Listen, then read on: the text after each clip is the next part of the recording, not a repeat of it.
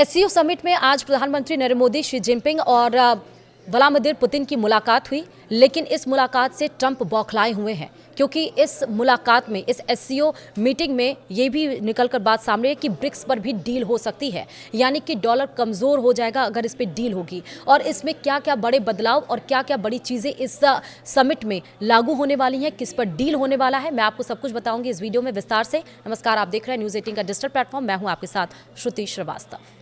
शिखर सम्मेलन के दौरान दुनिया को नया वर्ल्ड ऑर्डर देखने को मिला जब भारत के प्रधानमंत्री नरेंद्र मोदी के साथ चीन और रूस के राष्ट्रपति गर्मजोशी से मिले। अमेरिका के वर्चस्व को चुनौती देने के लिए भारत, रूस और चीन एक साथ आ रहे। ये तीनों देश एक दूसरे के साथ मिलकर अपनी दोस्ती और आपसी सहयोग को मजबूत कर रहे हैं। इस कदम से राष्ट्रपति डोनाल्ड ट्रंप की टैरिफ धमकियों और अमेरिकी दबदबा खत्म हो सकता है। दुनिया में डॉलर के प्रभुत्व को चुनौती देने के लिए एक नया वित्तीय ढांचा तैयार करने की कोशिश की जा रही है। भारत, रूस और चीन की यह दोस्ती दुनिया में एक नया पावर सेंटर बन सकती है जो अमेरिका और उसके सहयोगियों से अलग होगा। यह सब दुनिया में शक्ति संतुलन को बदलने का काम कर रहा है। न सिर्फ एससीओ बल्कि ब्रिक्स को मजबूत करके भी ये तीनों देश अमेरिकी प्रभुत्व को चुनौती दे सकते हैं। ब्रिक्स यानी कि ब्राजील, रूस, भारत, चीन, दक्षिण अफ्रीका और एससीओ यानी कि शंघाई सहयोग संगठन, दोनों ही संगठन वक्त के साथ ताकतवर हो रहे हैं। दोनों संगठनों का मकसद अमेरिका के वर्चस्व को चुनौती देना है। अमेरिका की टैरिफ नीतियों ने इन देशों को और करीब लाकर खड़ा कर दिया है। हाल के वर्षों में ब्रिक्स एक बड़ा आर्थिक संगठन बनकर उभर रहा है जिसकी अर्थव्यवस्था $20 ट्रिलियन से ज्यादा है। रूस और चीन मिलकर इसे और मजबूत बनाने में लगे हैं। ब्रिक्स देश अब वैश्विक अर्थव्यवस्था के एक चौथाई से ज्यादा और दुनिया की लगभग आधी आबादी का प्रतिनिधित्व करते हैं। ब्रिक्स देशों की साझा जीडीपी ग्रोथ पिछले साल 4% रही थी, जबकि वैश्विक जीडीपी ग्रोथ का औसत 3% के करीब था। वैश्विक अर्थव्यवस्था का करीब 40% हिस्सा ब्रिक्स देशों के हिस्से आता है, जो कि इस साल 1% बढ़ने का अनुमान है। तो वहीं अब आपको बताते हैं कि डॉलर को चुनौती और नई दुनिया का प्लान आखिर है क्या। रूसी राष्ट्रपति व्लादिमीर पुतिन ने हाल ही में अंतर्राष्ट्रीय मुद्रा कोष यानी कि IMF और वर्ल्ड बैंक में सुधार की बात कही है। उन्होंने आरोप लगाया है कि कुछ देश पैसे को नियो कॉलोनियलिज्म यानी कि नव उपनिवेशवाद के हथियार की तरह इस्तेमाल कर रहे हैं। उनका इशारा साफ तौर पर अमेरिका की तरफ था। रूस और चीन एक दूसरे के साथ रूबल और युआन में व्यापार बढ़ा रहे हैं। दोनों बड़ी अर्थव्यवस्थाएं दुनिया को एक नया वित्तीय विकल्प देना चाहती हैं। अगर ये देश अपनी एक साझा मुद्रा बना लेते हैं तो यह डॉलर के प्रभुत्व के लिए बहुत बड़ी चुनौती साबित होगा। भारत के लिए हालात अभी फूंक फूंक कर कदम उठाने वाले हैं। एक तरफ उसे ट्रंप टैरिफ को चुनौती देनी है तो दूसरी तरफ उस चीन के साथ अपने रिश्ते सुधारने हैं जिसका दगाबाजी का इतिहास रहा है। हालांकि भारत रूस का पुराना दोस्त है और दोनों देशों के रिश्ते विषम परिस्थितियों में भी मजबूती के साथ जुड़े रहे हैं, लेकिन चीन के साथ उसके सीमा विवाद अभी भी जारी है।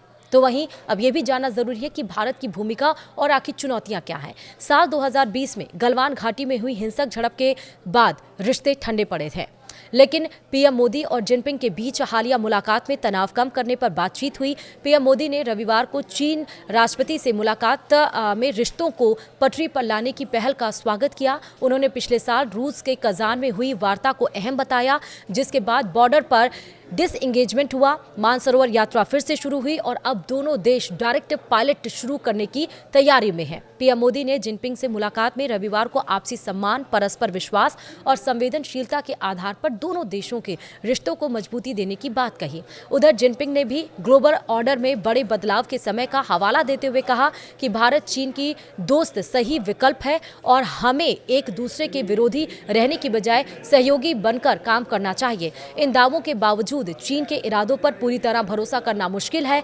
भारत किसी भी कीमत पर किसी के दबाव में काम नहीं करना। ऐसे में भारत को अपने हितों को ध्यान में रखते हुए संतुलन बनाना होगा। अब आपको बताएंगे कि क्या क्वाड का सपना टूटेगा। दरअसल अगर रूस, इंडिया और चीन का गठजोड़ मजबूत होता है तो अमेरिका के क्वाड यानी कि जापान, ऑस्ट्रेलिया, भारत को चुनौती मिल सकती है। भारत के छिटकने से क्वाड की प्रासंगिकता कमजोर हो जाएगी। अमेरिका ने इसे प्रशांत महासागर में चीन को चुनौती देने के मकसद से ही बनाया था। हालांकि इसे लेकर भारत का कहना है कि वह किसी भी एक खेमे में नहीं और सभी देशों के साथ अपने संबंधों को मजबूती देना चाहता है। मॉडर्न डिप्लोमेसी में कहा भी जाता है कि यहाँ कोई स्थायी दोस्त या स्थायी दुश्मन नहीं होता, बल्कि हर देश अपने हितों को ध्यान में रखकर फैसले लेते हैं। तो वहीं नए वर्ल्ड ऑर्डर से क्या क्या बदलेगा? दरअसल मोदी, पुतिन, जिनपिंग की दोस्ती और एससीओ ब्रिक्स की बढ़ती ताकत से ग्लोबल ऑर्डर पूरी तरह बदल सकता है। भारत और चीन मिलकर अमेरिकी टैरिफ के प्रभाव को कम करने की रणनीति बना रहे हैं। एससीओ और ब्रिक्स के जरिए वैकल्पिक ट्रेड कॉरिडोर और पेमेंट सिस्टम विकसित किए जा रहे हैं। इससे अमेरिकी डॉलर को चुनौती मिलना तय है। भारत और चीन जैसे देश रेयर अर्थ मेटल्स और अन्य संसाधनों की सप्लाई में सहयोग बढ़ा रहे हैं, जो वैश्विक सप्लाई चेन को लचीला बनाएगा। वहीं ब्रिक्स का न्यू डेवलपमेंट बैंक और एससीओ की आर्थिक पहल ग्लोबल साउथ को आईएमएफ और विश्व बैंक पर निर्भरता कम करने में मदद कर सकता है। एससीओ और ब्रिक्स के जरिए भारत, चीन और रूस एक ऐसे वर्ल्ड ऑर्डर को बढ़ावा दे रहे हैं जहां कोई एक देश हावी ना हो। भारत चीन सीमा विवाद में कमी और रूस के साथ रणनीतिक साझेदारी से एशिया में स्थिरता बढ़ने की उम्मीद जताई जा रही है। भारत अपनी नीतियों और रणनीतिक स्वतंत्रता के साथ ग्लोबल साउथ का एक प्रमुख नेता बनकर उभर रहा है।